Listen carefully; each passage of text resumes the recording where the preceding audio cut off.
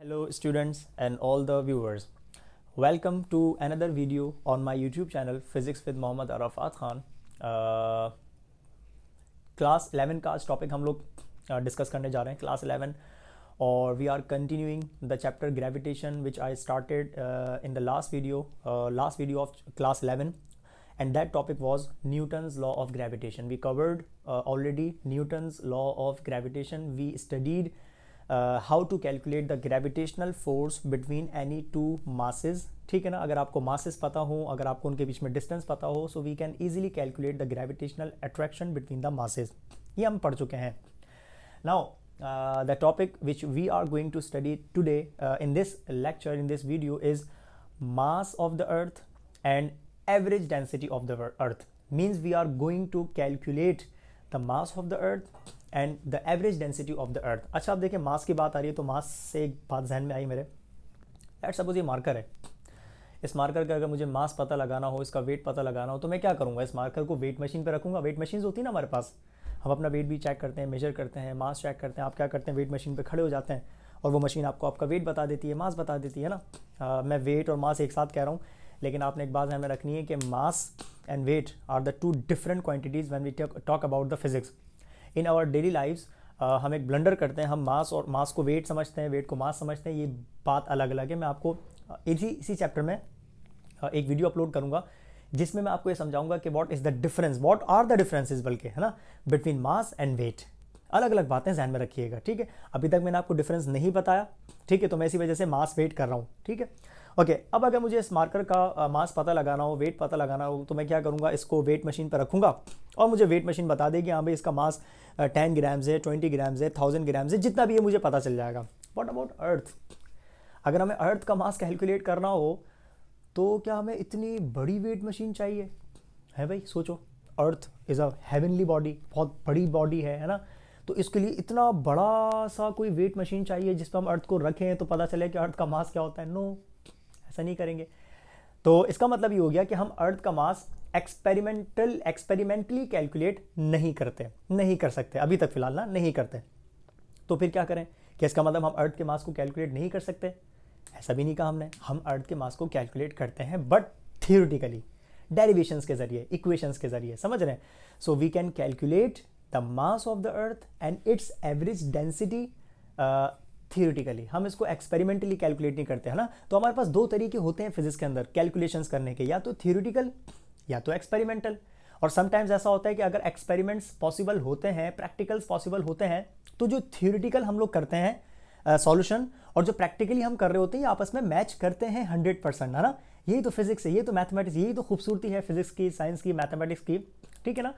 तो अब हम क्या करेंगे? हम चेक करेंगे हाँ भाई हम अर्थ के मास को थियोरिटिकली किस तरीके से कैलकुलेट कर सकते हैं.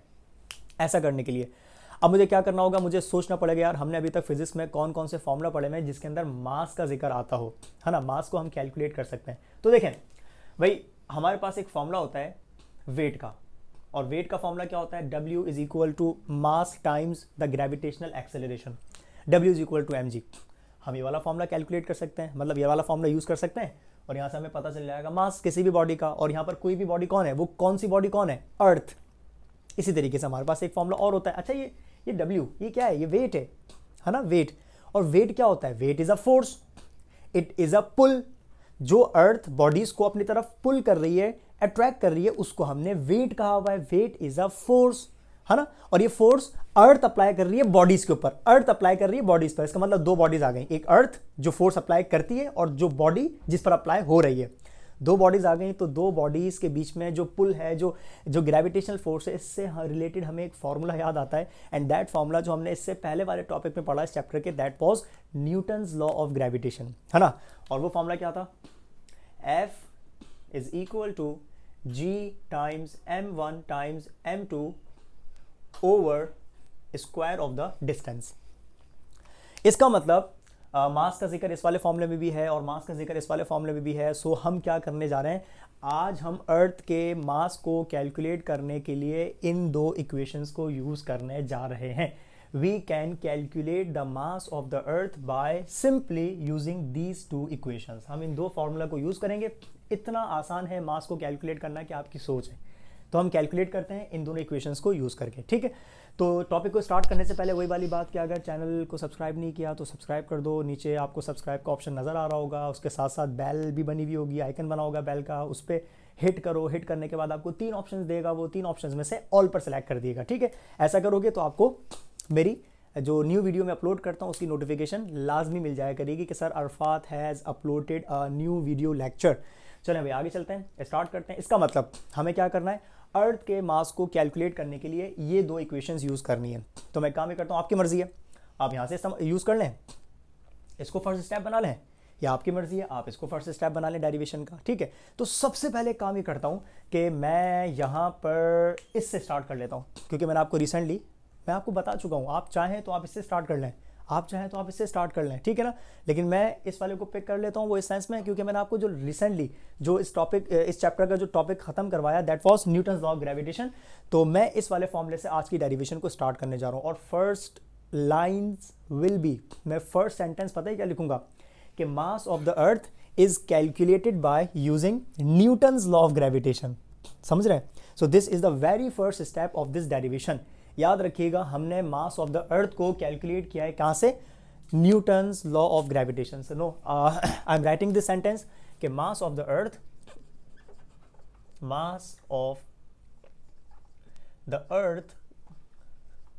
Is calculated by using which law? Newton's law of gravitation. By using Newton's law of, ये MCQs में भी आता है अक्सर ना कि mass of the earth is calculated by using which law, which of the following law, है ना। तो आपने वो 4 ऑप्शंस देखने होंगे, उन 4 ऑप्शंस में से ये वाला सिलेक्ट करना होगा, यानी कि न्यूटन्स लॉ ऑफ ग्रेविटेशन को यूज करके हम लोगों ने अर्थ के मास को कैलकुलेट किया है। So by using Newton's law of gravitation, ठीक है। अच्छा, न्यूटन्स लॉ ऑफ ग्रेविटेशन को यूज करना है, इसका मतलब मुझे यहां पर अपने फर्स्ट स्टेप के अंदर ये वाला फॉर्मूला यहां पर लिखना होगा। इस फॉर्मूले को लिखने से पहले मैं काम ही करता हूं, यहां पर हमारे आज के टॉपिक की डायग्राम बनाता हूं। डायग्राम में क्या होगा, लेट्स सपोज, क्योंकि हम जिसकी बात कर रहे हैं, जिसका मास हम कैलकुलेट करने जा रहे हैं, वो दिखना तो चाहिए ना आपको। तो मैं काम ही करता हूं, वहां पर सबसे पहले इसको बना देता हूं। लेट्स सपोज हमारे पास ये आ गया अर्थ, और ये आ गया अर्थ का सेंटर। समझ रहे हैं? मैं लिख देता हूं दिस इज अर्थ, जिसका मास हमें कैलकुलेट करना है। अच्छा, अब अगर ये अर्थ है तो ऑब्वियस सी बात है इसका मास होगा, और हम इस अर्थ के मास को जो रिप्रेजेंट करेंगे वो हम कर सकते हैं, अर्थ के मास को हम रिप्रेजेंट कर सकते हैं m से। लेकिन क्योंकि ये इस पर हम रहते हैं, हमारा उठना बैठना इसके ऊपर है, थोड़ा सा इज्जत देते हैं इसको, थोड़ी सी रिस्पेक्ट देते हैं, क्योंकि हमारा जीना मरना, उठना बैठना, चलना फिरना, खाना पीना, हर चीज़ इसके ऊपर है, अर्थ के ऊपर। ये कोई आम बॉडी नहीं है। अगर कोई आम बॉडी होती तो इसको हम m से रिप्रेजेंट कर देते हैं, m से, स्मॉल m से। लेकिन ये पर्टिकुलर बॉडी है, इट इज़ स्पेशल बॉडी, है ना। तो इसके मास को हम स्मॉल m की बजाय कैपिटल M से रिप्रेजेंट करते हैं, ठीक है। तो मास of the earth is represented by capital M, और M के साथ आप छोटा सा लगा देगा यहाँ पर E। कैसे? मास ऑफ द अर्थ, इसको आप कैसे रिप्रेजेंट करेंगे, कैसे प्रोनाउंस करेंगे? मास ऑफ द अर्थ। ये तो आ गया अर्थ, और उसके मास को हमने रिप्रेजेंट कर दिया। इसी को हम कैलकुलेट करने जा रहे हैं। How to calculate? तो हम ये ME की डेरिवेशन करेंगे, ME के लिए सारा सॉल्यूशन करने जा रहे हैं। ओके जनाब, अर्थ के सेंटर से अर्थ के सरफेस तक का ये जो डिस्टेंस होता है, इस डिस्टेंस को हम पता नहीं कितनी दफा बताया मैं कि it is called the radius. अगर ये कोई भी आम सर्किल होता तो हम रेडियस कहते हैं। अब क्योंकि ये अर्थ है तो हम बोलेंगे रेडियस ऑफ द अर्थ। तो मैं कह दूंगा कि ये जो डिस्टेंस आ रहा है from surface to the centre of the earth, this distance is represented by R. अच्छा, वैसे हम रेडियस को रिप्रेजेंट करते हैं स्मॉल आर से, वही वाली बात, थोड़ा सा रिस्पेक्ट देनी है। अर्थ है ना, पर्टिकुलर बॉडी है, कोई कॉमन बॉडी नहीं है, तो इसके रेडियस को हम रिप्रेजेंट कर देंगे कैपिटल आर से, और कैपिटल आर के साथ छोटा सा आप बना दिएगा ई। सो भाई यहां पर 2 फैक्टर्स आ गए, एक आ गया अर्थ का radius R E, radius of the अर्थ, और दूसरा मास ऑफ द अर्थ, ठीक है। एक काम करते हैं आगे।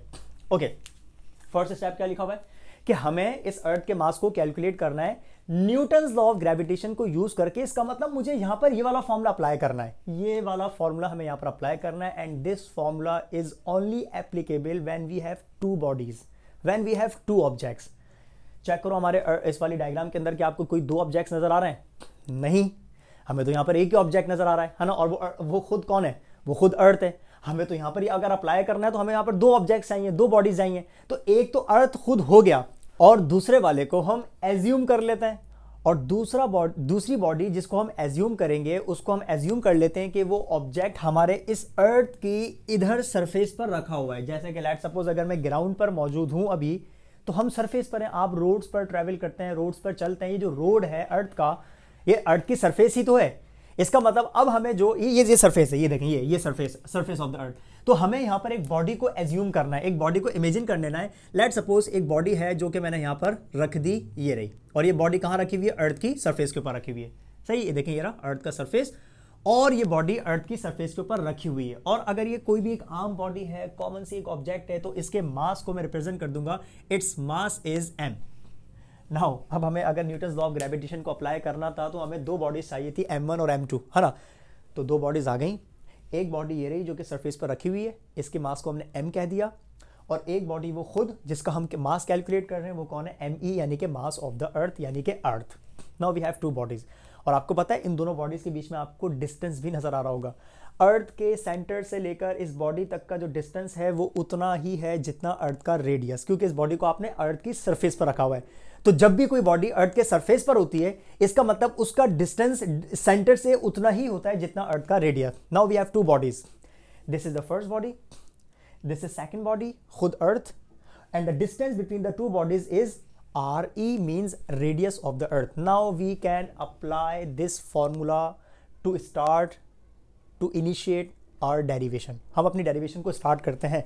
ओके, डेरिवेशन को स्टार्ट करने के लिए एक काम ही करते हैं, मैं थोड़ा सा बोर्ड को रब कर देता हूँ और यहाँ पर लिखता हूँ फॉर्मूला, जो फॉर्मूला हम यहाँ पर यूज करने जा रहे हैं। ओके भाई, by applying Newton's law of gravitation, और न्यूटन्स लॉ ऑफ ग्रेविटेशन क्या था? F equals G m1 m2, ये था ना, G m1 m2 over r square. भाई अगर बॉडीज के मासेस को आपने m1 और m2 से रिप्रेजेंट किया होता है तो फॉर्मूला ये होता है m1 m2। This is the general condition, ये एक जनरल फॉर्म है। हमारे पास इस कंडीशन में मासेस दो हैं, लेकिन आपने इनको m1 m2 से रिप्रेजेंट नहीं किया, आपने यहां पर एक को m से और दूसरे को me से रिप्रेजेंट किया हुआ है। इसका मतलब फॉर्मूला क्या बनेगा? G m1 m2 नहीं, बल्कि m और me according to r this condition. तो मैं यहां पर क्या पुट करूंगा? me, बात समझ रहे हैं ना? मुझे उम्मीद है कि आपको बेसिकली इसके अंदर कोई प्रॉब्लम नहीं होगी। क्या कॉन्सेप्ट यूज किया? Two masses m1 m2, this is m1 means m, this is m2 means me, और उनके बीच में डिस्टेंस r, और इस डिस्टेंस को हमने किससे रिप्रेजेंट किया हुआ है? RE, यानी कि रेडियस ऑफ द अर्थ। तो ये आ गया RE, और इसके ऊपर क्या लगा हुआ है? स्क्वायर लगा हुआ है। इसको हम कह देते हैं इक्वेशन नंबर 1। इसको इक्वेशन नंबर 1 क्यों कहा हमने? आप याद करें, अभी थोड़ी देर पहले मैंने यहाँ पर दो फॉर्मूला लिखे थे। उन दोनों फॉर्मूला के अंदर मैंने आपको बताया था कि हमें यहाँ पर इन दोनों इक्वेशंस को यूज करना होगा, जिसमें से पहली इक्वेशन को मैंने यूज कर लिया, न्यूटन्स लॉ ऑफ ग्रेविटेशन। अब हमें दूसरी इक्वेशन यूज करनी होगी। वो दूसरी इक्वेशन किसकी थी? Weight of the body. जब कोई ऑब्जेक्ट अर्थ की सरफेस पर होता है तो ऑब्जेक्ट्स का वेट भी तो लाजमी होता है, और वेट हमेशा कहाँ की तरफ होता है? Towards the centre of the अर्थ। तो अब हम यहाँ पर जो दूसरी इक्वेशन यूज करने जा रहे हैं, that second equation will be the weight of the body. तो मैं यहां पर लिख देता हूं, the weight of the body, the weight of the body at the surface of the earth, at the surface of earth is given by, हाँ भाई, अब हम यहां पर वेट का फॉर्मूला लिखने जा रहे हैं, और वेट का फॉर्मूला क्या होता है? W is equal to m times G। ठीक है, इसको हम कह देते हैं equation number 2। What is W? W is for weight. What is weight? Weight is a force. Which force? It is that force which is applied by the earth on every body to pull those objects towards the center. Means this is nothing but just a force. समझ रहे हैं? तो अगर weight force है तो एक काम ही करते हैं, हम इस W यानी कि सिंबल को F से ही रिप्रेजेंट कर देते हैं, क्योंकि वेट फोर्स है। तो मैं काम ही करता हूं, इस W को W से नहीं बल्कि इस वेट को मैं F से रिप्रेजेंट कर देता हूं। ऐसा पता है क्यों? क्योंकि यहां पर एक और F आ रहा है, ग्रेविटेशनल फोर्स। तो अब क्योंकि हम फोर्स को डिस्कस कर रहे हैं, तो फोर्स को डिस्कस करने की वजह से हमने इस वेट को W से नहीं बल्कि इस वेट को हमने F से ही रिप्रेजेंट कर दिया। नाउ इक्वेशन नंबर 1 को आप चेक करें, इक्वेशन नंबर 2 को आप चेक करें। हमारे पास दो F के फॉर्मूला आ गए, दो फोर्स के फॉर्मूला आ गए। Now we are going to compare these to formula, है ना। तो हम यहां पर क्या करेंगे? बाय कंपेयरिंग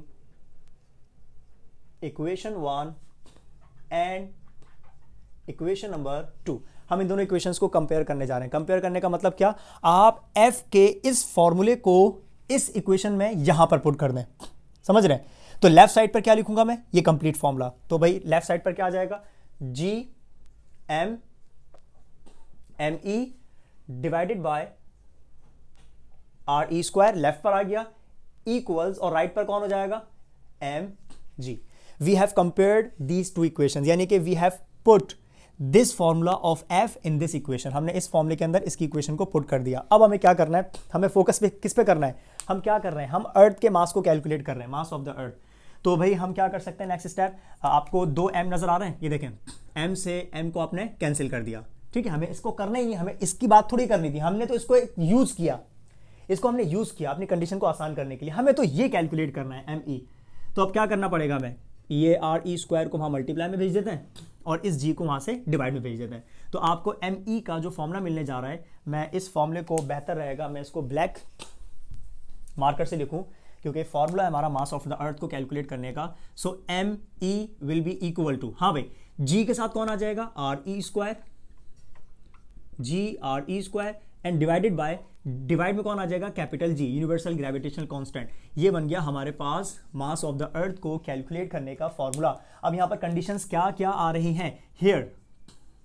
सबसे पहले स्मॉल जी की वैल्यू क्या होती है, 9.8 मीटर पर second square, it is a constant. Earth के सरफेस पर इसकी वैल्यू कांस्टेंट होती है। Then second value, radius of the earth, it is also constant, 6.38 into 10 to power 6 meters, it is constant. Then another constant, capital G, universal gravitational constant, 6.67 exponent minus 11 newton metre square पर KG square, ठीक है। ये तीनों values constants आ गई। जब आप इन तीनों values को इस फॉर्मूले के अंदर पुट करेंगे तो आपको अर्थ का मास, ये पुट करके आप चेक कर लिएगा, प्रूव कर लिएगा, आपके पास कैलकुलेटर्स होंगे, आप इनको पुट करिएगा आराम से।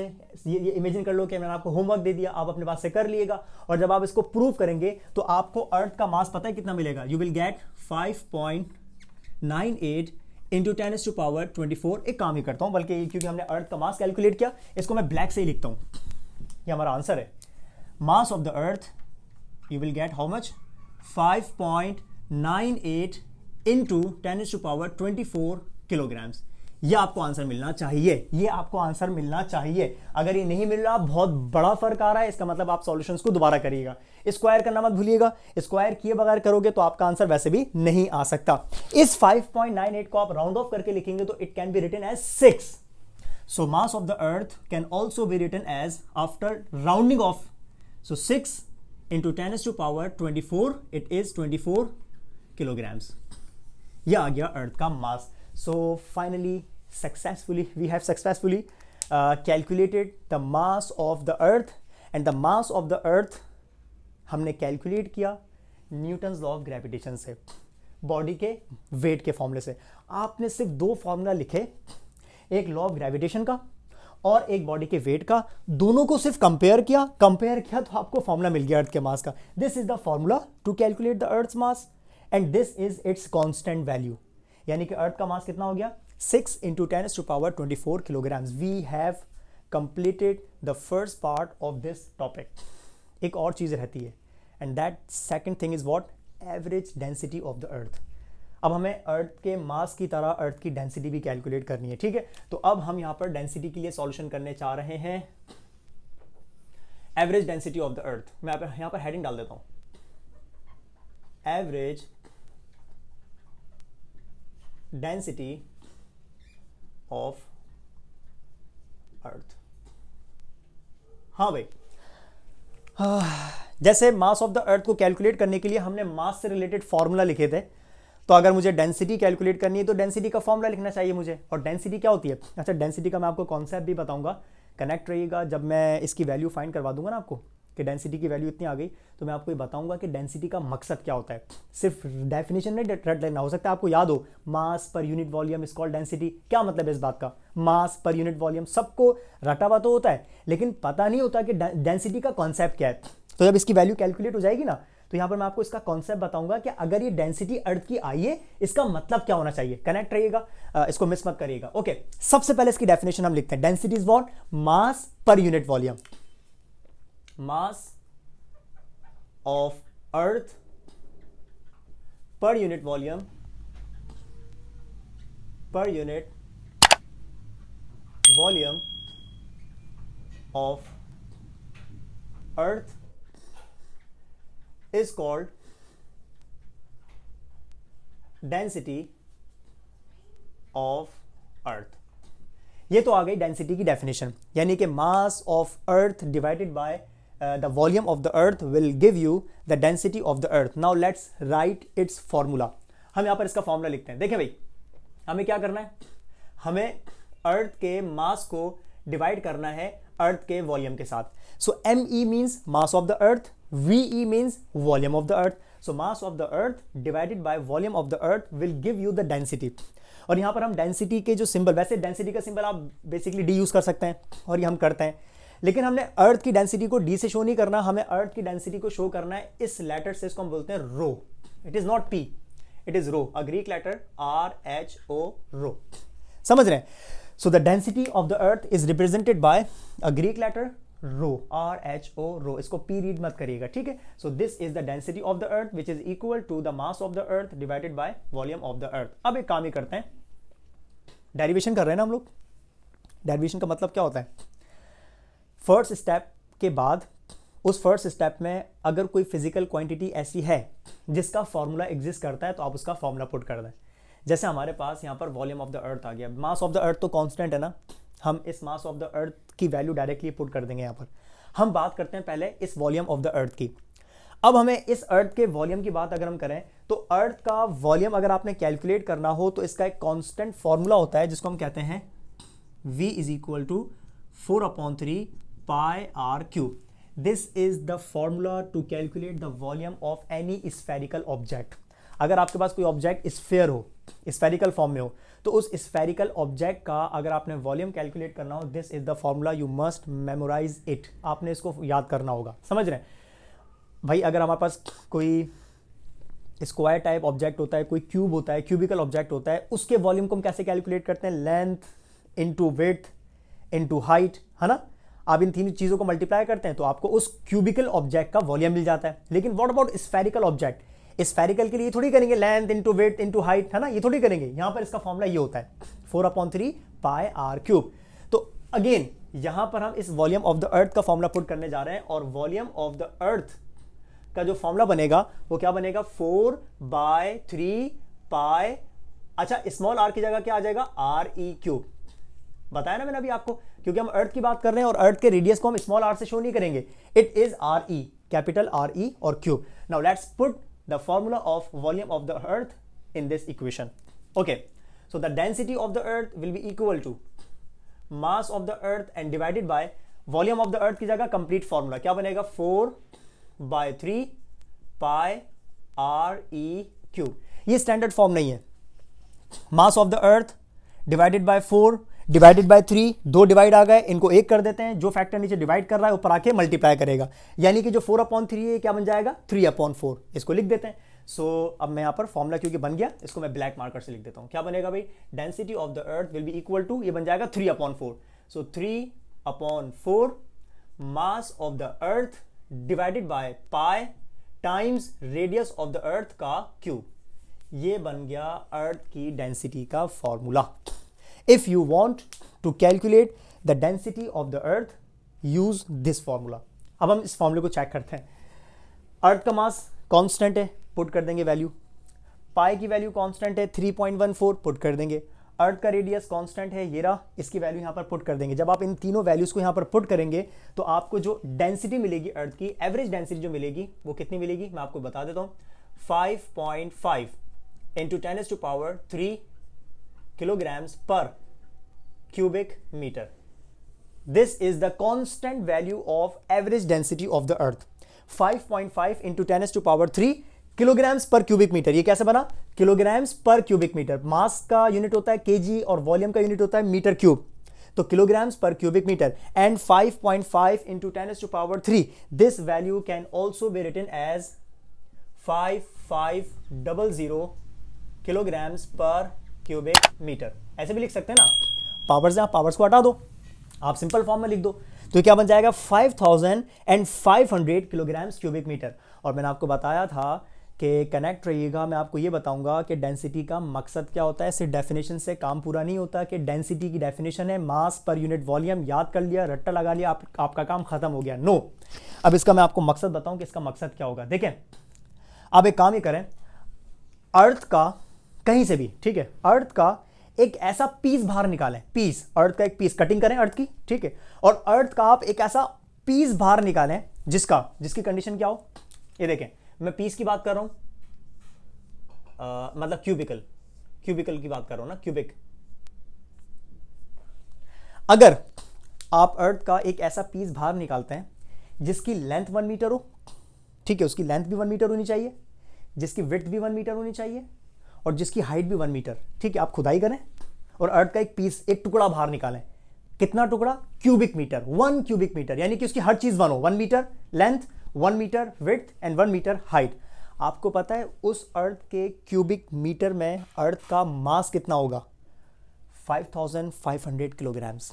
यानी कि अर्थ के तकरीबन हर क्यूबिक मीटर में अर्थ का कितना मास मौजूद है? 5500 किलोग्राम्स पर क्यूबिक मीटर, यानी कि हर क्यूबिक मीटर में अर्थ का आपको इतना मास मिलेगा। एंड इट इज एवरेज, ये एवरेज है, क्योंकि अर्थ की हर जगह पर जो क्वालिटी है, जो मैटर की क्वालिटी है, वो सेम नहीं है। कहीं पर आप खुदाई करते हैं तो आपको सिर्फ मिट्टी निकलती है, कहीं पर आप खुदाई करते हैं तो आपको रॉक्स निकलते हैं, कहीं पर कुछ और निकलेगा। तो क्योंकि अर्थ की जो बनावट है वो कोई यूनिफॉर्म नहीं है, तो हम कह देते हैं कि दिस इज द एवरेज। पूरा अर्थ का जब आप निकालोगे तो उसके एवरेज वैल्यू तकरीबन इतनी आएगी। कहीं पर हो सकता है इससे ज्यादा हो, कहीं पर हो सकता है इससे कम हो, लेकिन जब आप उन तमाम वैल्यूज का एवरेज निकालेंगे that will be this 5500 kilograms पर क्यूबिक मीटर। तो क्यूबिक मीटर का बात समझ आए आपको कि एक आपने एक पीस निकालना है जिसकी लेंथ 1 मीटर हो, जिसकी विड्थ 1 मीटर हो और जिसकी हाइट 1 मीटर हो। तो अर्थ के उस पीस, उस टुकड़े का मास कितना होगा? 5500 kilograms. Simple. So we have calculated the mass of the earth, this is the mass of the earth and also the average density of the earth finally. और ये हमने कैलकुलेट कैसे किया? हमने कैलकुलेट किया थ्योरेटिकल, है ना। तो मैंने आपको बताया था कि कभी कभी हम एक्सपेरिमेंटल वैल्यूज़ की तरफ जाते हैं, प्रैक्टिकल्स करके कैलकुलेट करते हैं, और कभी कभी हम थ्योरेटिकल भी कर रहे होते हैं। तो हमने अर्थ के मास को, अर्थ की डेंसिटी को हमने थ्योरेटिकल कैलकुलेट किया हुआ है। उम्मीद करता हूँ कि आपको वीडियो क्लियर हो गई होगी। बहुत आसान सा टॉपिक था, कोई मुश्किल बात नहीं थी। और अगर वीडियो क्लियर हो गई तो लाइक कर दें, कमेंट कर दें, शेयर करें, और अगर आप अभी तक सब्सक्राइब नहीं किया तो सब्सक्राइब कर दें। और फिर मिलते हैं नेक्स्ट वीडियो में। अपना ख्याल रखिएगा। Thank you.